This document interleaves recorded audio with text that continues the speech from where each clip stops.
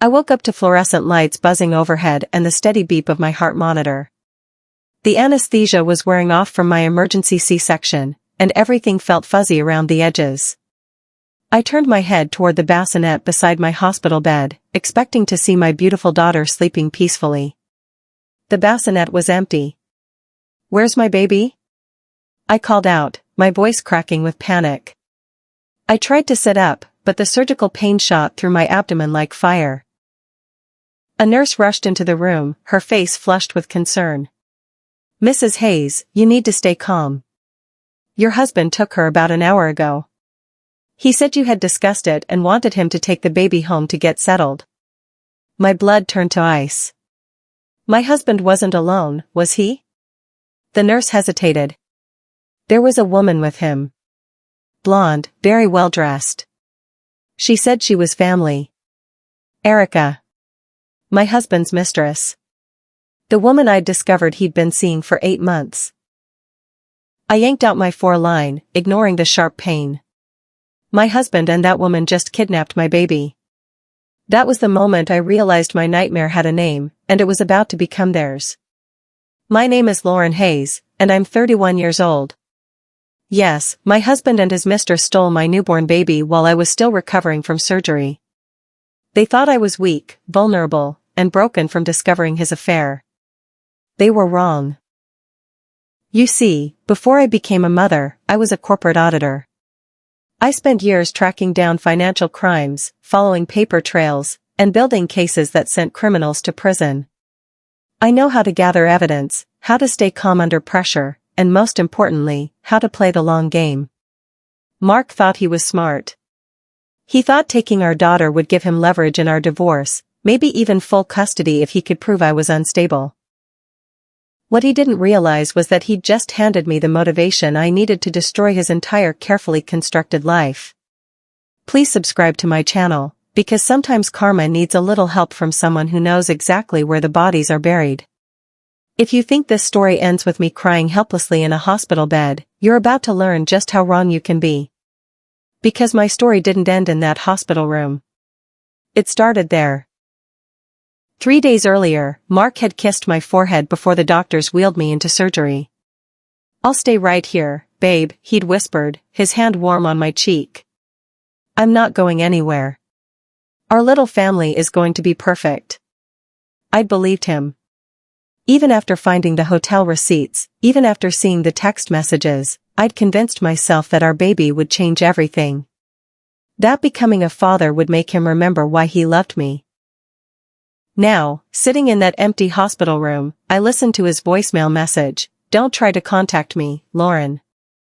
You're clearly unstable, and I can't have you around our daughter when you're like this. Erica and I are taking care of everything. Don't make this harder than it needs to be." His voice was calm, controlled, like he was discussing a business transaction instead of ripping my heart out and stealing my child. But he'd made one crucial mistake. He'd forgotten that I knew him better than anyone else in the world. I knew his weaknesses, his secrets, and most importantly, I knew where he kept all his dirty laundry. He didn't just take our daughter. He took my trust, my peace of mind, and my ability to see him as anything other than a stranger. Hospital security was useless.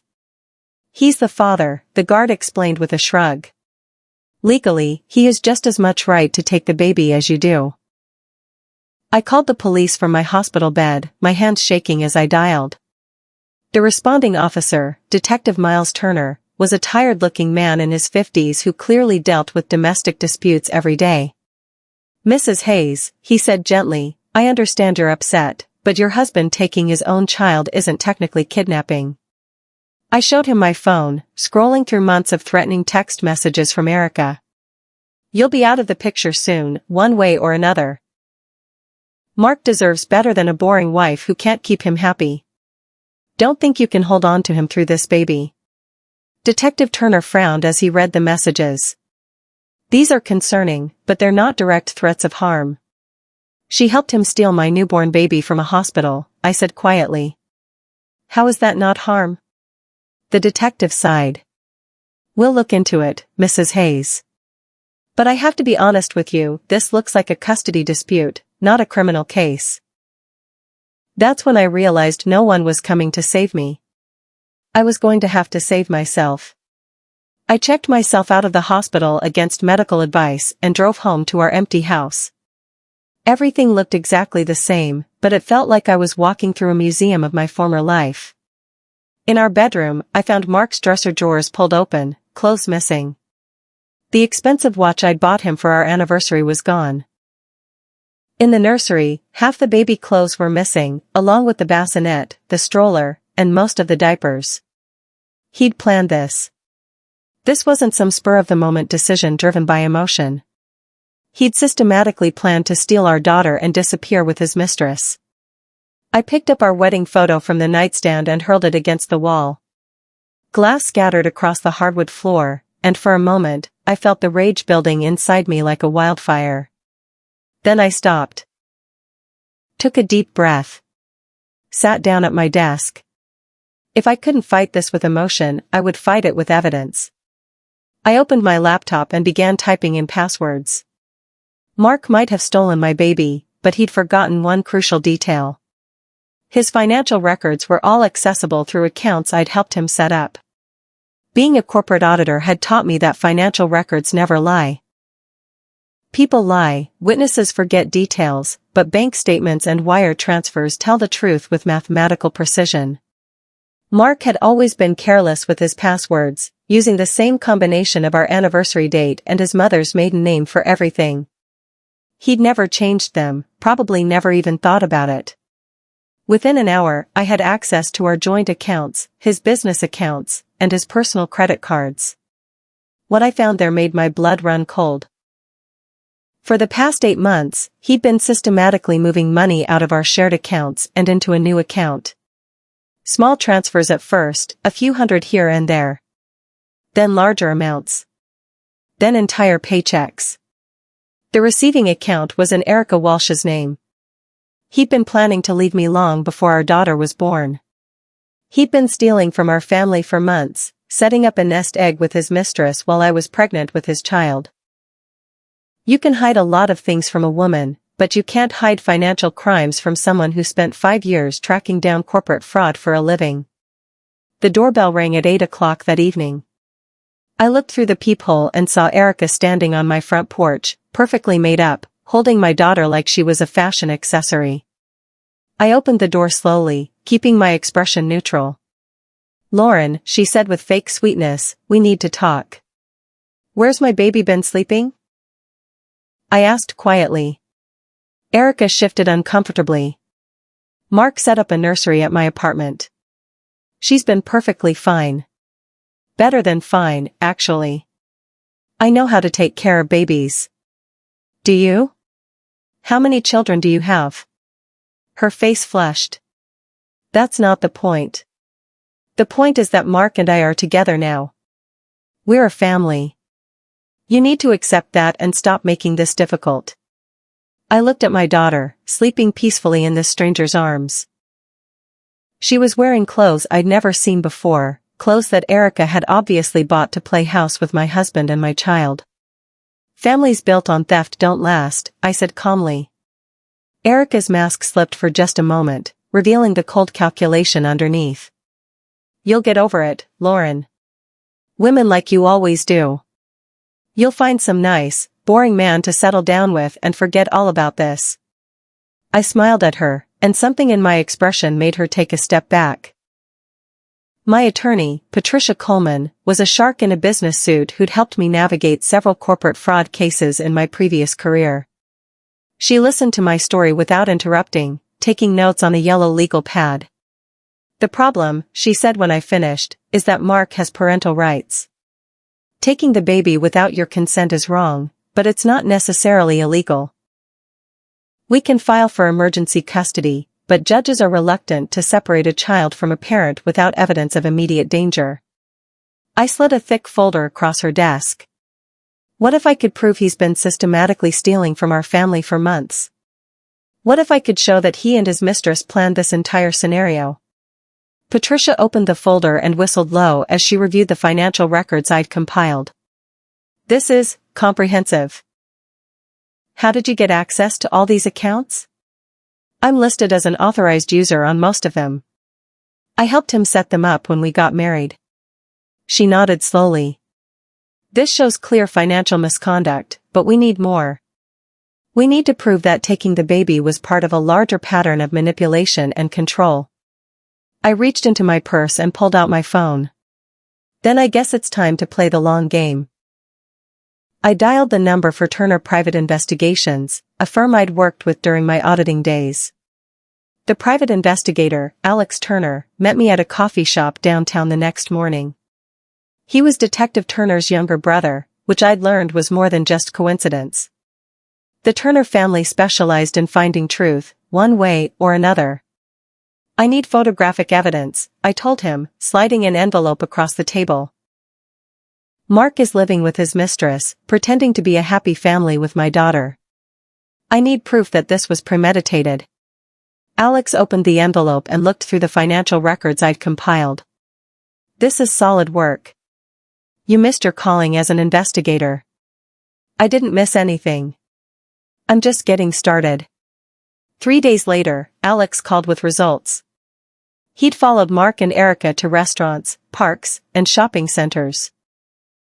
They were openly displaying themselves as a couple, with my daughter in tow, posting photos on social media like they were a legitimate family. They're not trying to hide this, Alex reported. If anything, they're flaunting it. Your husband seems to think he's untouchable. I studied the photographs Alex had taken. Mark pushing a stroller through the park. Erica feeding my daughter in a restaurant booth. The two of them looking at baby clothes like they were shopping for their own child. Perfect, I said quietly. Let's make sure everyone else gets to see how happy they look together.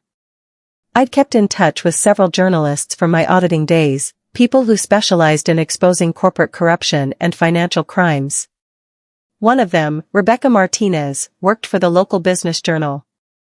I sent her an anonymous tip with copies of Mark's financial records and Alex's photographs. The story she published 3 days later was devastating. Local CEO's affair and secret financial transfers raise questions about company integrity. The article detailed Mark's systematic theft from our family accounts, his relationship with Erica, and the suspicious timing of our daughter's disappearance from the hospital. It included quotes from unnamed sources about his character and business practices. By noon, Mark's company stock had dropped 15%. By evening, the board of directors had called an emergency meeting. My phone rang at 8 p.m. Erica's voice was shrill with panic. You're destroying his life. How could you do this? Correction, I replied calmly. He destroyed his own life. I just made sure everyone else could see what he'd been hiding. This is vindictive and cruel. No, Erica. Vindictive and cruel was stealing my baby while I was recovering from surgery. This is just accounting. I hung up and smiled for the first time in a week. I was finally playing a game I knew how to win. The next morning, Mark tried to transfer $50,000 from his business account to the account he'd set up with Erica. The transaction was automatically blocked and flagged for review. Months earlier, when I'd first discovered suspicious activity, I'd filed a fraud alert with the bank. Any large transfers from accounts I was authorized on would be frozen pending investigation. My phone buzzed with a furious text from Mark. What did you do? I texted back. I protected our family's assets. You know, like a responsible spouse would do. His response came immediately. I'm her father. I have rights. So do I. And one of those rights is protecting our daughter from parents who commit financial crimes. The bank called that afternoon to confirm that they were freezing all joint accounts pending a full audit. Mark's credit cards were canceled.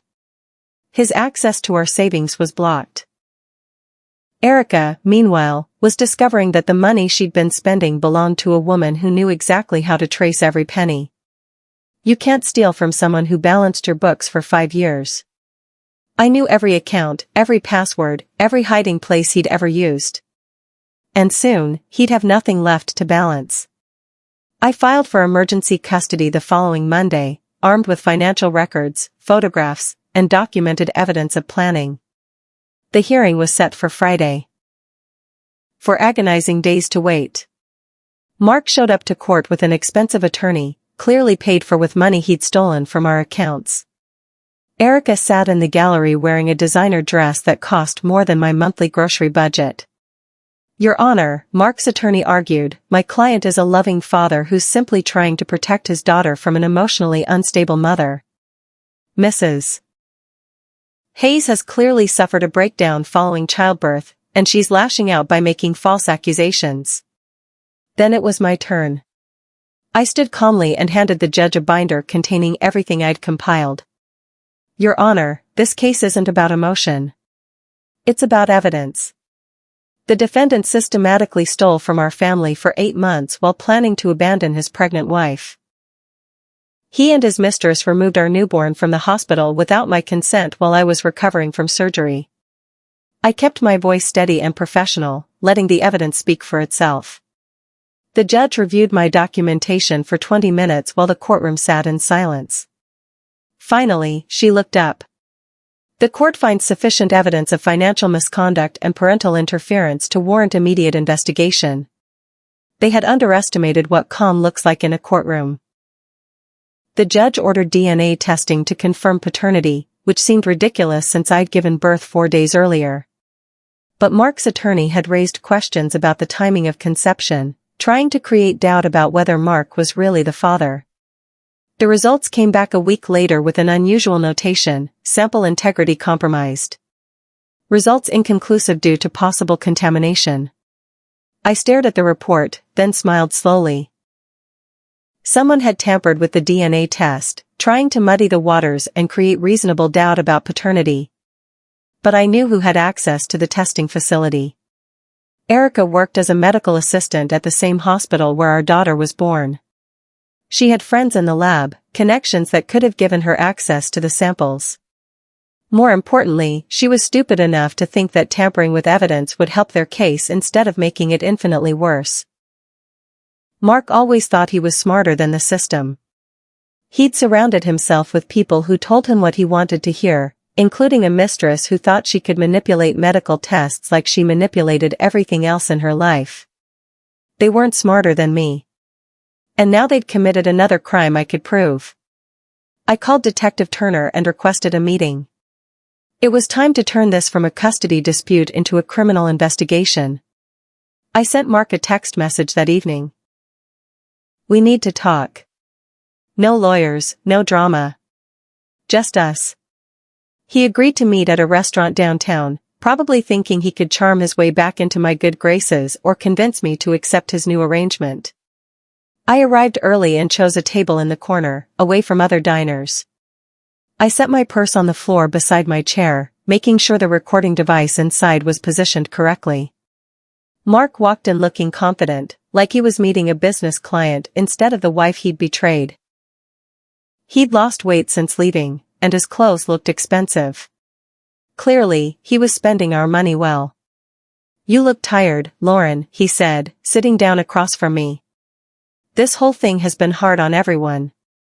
I studied his face, looking for any trace of the man I'd married. Where is she tonight? Erica's at home with the baby. She's actually really good with kids. I'm sure she is. Tell me, Mark, whose idea was it to take her from the hospital? He shifted uncomfortably. It wasn't like that. We just thought it would be better for everyone if we handled the transition smoothly. I leaned forward slightly. What transition? Mark signaled the waiter for another drink, clearly trying to buy time to think. But alcohol had always made him careless with his words, and I was counting on that. Look, Lauren, he said after his second whiskey, you have to understand. This isn't about hurting you. It's about what's best for our daughter. And you decided that what's best for her is growing up thinking another woman is her mother? He leaned across the table, his voice dropping to a whisper. You should have stayed quiet about the money. Erica just wanted the baby for leverage in the custody negotiations. Once we had her, you would have been more reasonable about the divorce settlement. Click. The recording device in my purse captured every word. So this was always the plan, I said quietly. Take the baby, hide the money, force me to accept whatever scraps you decided to throw me. Mark's expression hardened.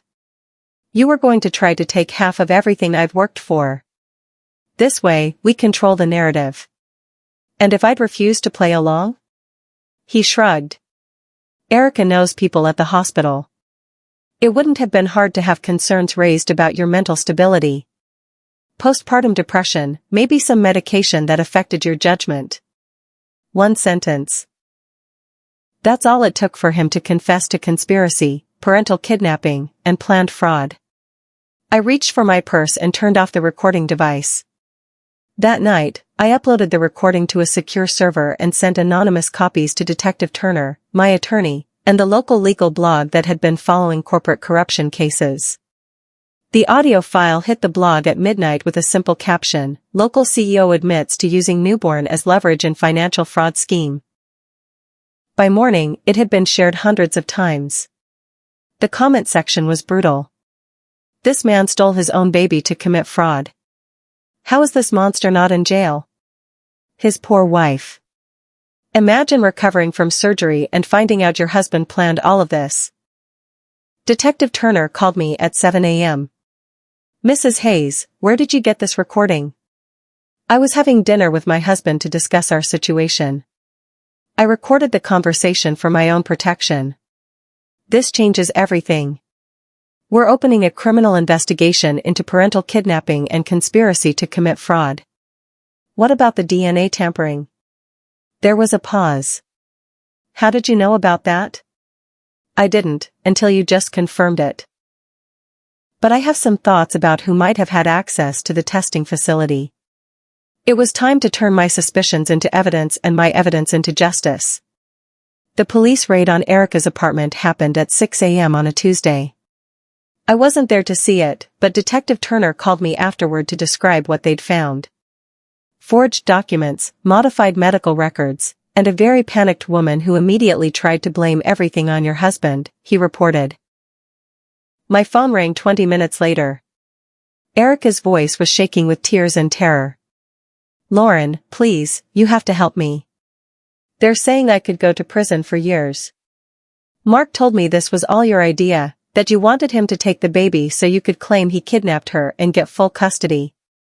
I almost laughed at the audacity. And you believed that? He said you were manipulative, that you'd been planning this whole thing from the beginning.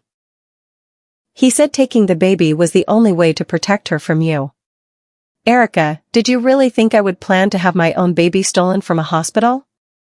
Did you think I would put myself through that kind of trauma as part of some elaborate scheme? The silence on the other end told me everything I needed to know. She'd been so desperate to believe Mark's lies that she'd ignored common sense. They're offering me immunity if I testify against Mark, she whispered. That sounds like a smart choice, I replied. Finally. Mark's company fired him 3 days later. The board cited the criminal investigation, the negative publicity, and conduct unbecoming of an executive officer. His corporate apartment was seized as part of the fraud investigation. The local news covered the story with devastating efficiency, former CEO charged with parental kidnapping and fraud. The footage showed Mark being led away in handcuffs while reporters shouted questions about his missing wife and stolen baby. I watched from my living room, holding my daughter for the first time in 2 weeks. She felt heavier, like she'd grown in the time we'd been apart. Her eyes seemed to focus on my face with recognition. Hi, sweetheart, I whispered. Mommy's here now. I'm never letting anyone take you again. The news anchor continued. Hayes and his mistress allegedly removed the infant from the hospital without the mother's consent and attempted to manipulate custody proceedings through fraud and false documentation. My phone buzzed with interview requests from reporters, but I ignored them all. This wasn't about publicity or revenge anymore. It was about protecting my daughter and ensuring that the truth came to light. Mark's carefully constructed life was collapsing, one criminal charge at a time. The custody hearing felt different this time. I walked into the courtroom wearing my best suit, carrying documentation that proved everything I'd claimed. Mark sat at the defendant's table in an orange jumpsuit, having been denied bail due to flight risk.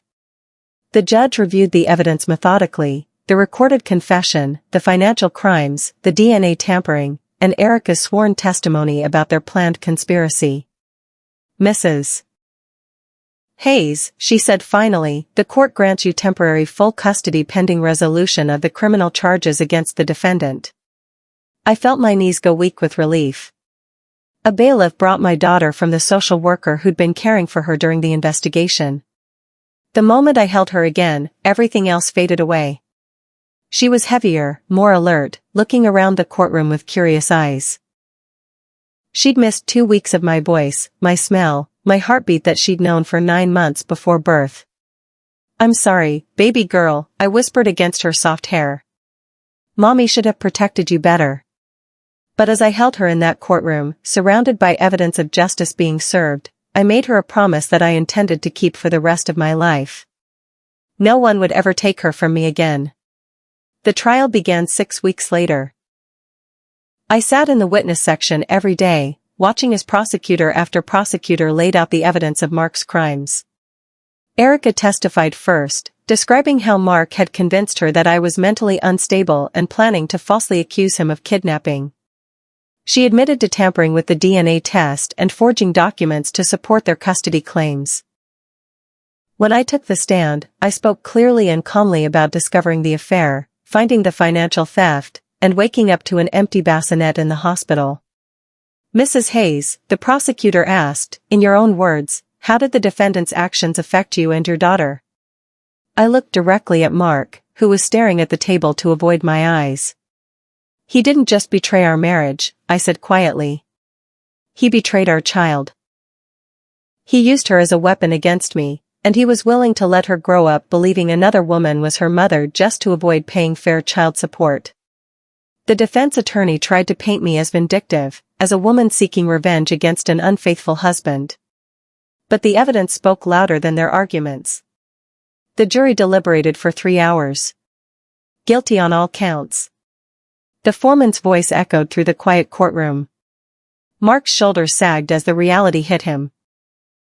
Conspiracy to commit fraud, parental kidnapping, tampering with evidence, and financial crimes that would put him in federal prison for years.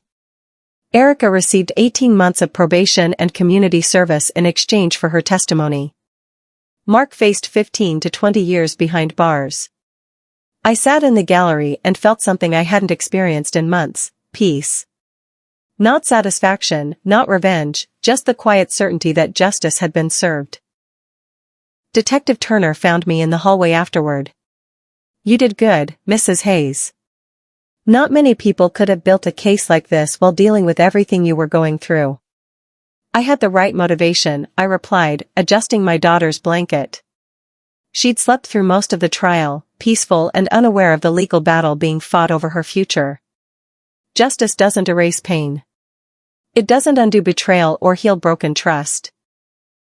But it rewrites the ending, turning a story of victimization into a story of survival and strength. My daughter would grow up knowing that her mother fought for her, that truth matters, and that people who hurt others face consequences. I sold our house 6 months later. Too many memories, too much history that I didn't want my daughter growing up around. The real estate market was strong, and I walked away with enough money to buy a smaller place across town and start fresh. Half of the settlement money from Mark's seized assets went into a college fund for our daughter. The other half I donated to a foundation that provides legal aid to mothers fighting custody battles against abusive partners. "Why give it away?" my attorney asked when I told her about the donation. "Because revenge fades," I replied. "But helping other women protect their children lasts forever." I kept one thing from the house. A photo of me and my daughter taken the day we came home from the hospital, before I knew what Mark and Erica had planned. In the picture, I'm holding her close, both of us looking peaceful and hopeful. That photo sits on my new mantle now, next to her first birthday pictures and school artwork. It reminds me that even in the darkest moments, love finds a way to survive. Legacy matters more than revenge. And my daughter's legacy will be built on truth, justice, and the knowledge that her mother fought for her. The letter arrived on a Tuesday afternoon, delivered to my office at the accounting firm where I'd taken a new job. It was from Mark, written on prison stationery in his familiar handwriting. "Lauren," it began. "I know I have no right to ask anything from you, but I'm hoping you'll consider letting me see our daughter. I've had time to think about what I did, and I understand now how wrong I was. I've changed. Prison has given me perspective on what really matters." I read the letter once, then fed it into the paper shredder beside my desk. He'd had 18 months to think about what he'd done, 18 months to feel remorse or show accountability. Instead, he'd spent that time appealing his conviction and trying to reduce his sentence. The man who'd systematically planned to steal our daughter and frame me as an unfit mother was now asking for visiting rights from his prison cell. "You taught me what love isn't," I said to the shredded pieces of his letter. "That's all I needed to learn from you." I closed my laptop and gathered my things. My daughter was waiting for me at daycare, probably covered in paint from art time and bursting with stories about her day. Some chapters of our story were finally closed forever. The local television station asked for an interview when Mark's appeal was denied. I agreed, hoping that sharing my story might help other women recognize the warning signs I'd missed. "What would you say to women who might be in similar situations?" the reporter asked. I looked directly into the camera. "I'm not a victim," I said calmly. "I'm a mother who learned that silence isn't always golden, that evidence speaks louder than emotion, and that fighting for your children is never wrong." "Do you think your husband will ever understand the damage he caused?" "I don't think about what he understands anymore. I think about what my daughter understands. She understands that her mother fought for her. That truth matters. That people who hurt others face consequences." The interviewer nodded. "What's next for you and your daughter?" I smiled, thinking of the little girl waiting for me at home, probably building block towers and practicing the new words she'd learned in daycare. "We're building a life based on honesty instead of lies, trust instead of manipulation. They took my baby to hurt me, but instead they taught me exactly how strong I could be." Tonight, I sit by the window of our new home, watching my daughter sleep peacefully in her crib. She's 2 years old now, walking and talking and filling our house with laughter. She has her father's dark hair but my stubborn streak, which I consider a blessing. The evening news plays softly in the background, but I'm not really listening. Outside, the neighborhood is quiet, filled with the sounds of families settling in for the night. Normal families, built on trust and love instead of lies and theft. "You were my reason to survive everything," I whisper to my sleeping daughter. "You gave me the strength I didn't know I had." She stirs slightly but doesn't wake, her tiny fist curled around her favorite stuffed elephant. I turn toward the camera that isn't there, imagining all the people who might need to hear this story. "They thought they took everything from me," I say quietly. "My trust, my security, my child. But they only reminded me who I really am. They reminded me that love is worth fighting for, that truth always wins in the end, and that some battles are too important to lose." I smile, feeling peaceful for the first time in years. My name is Lauren Hayes. Please subscribe, because sometimes karma just needs a little help from someone who knows how to balance the books.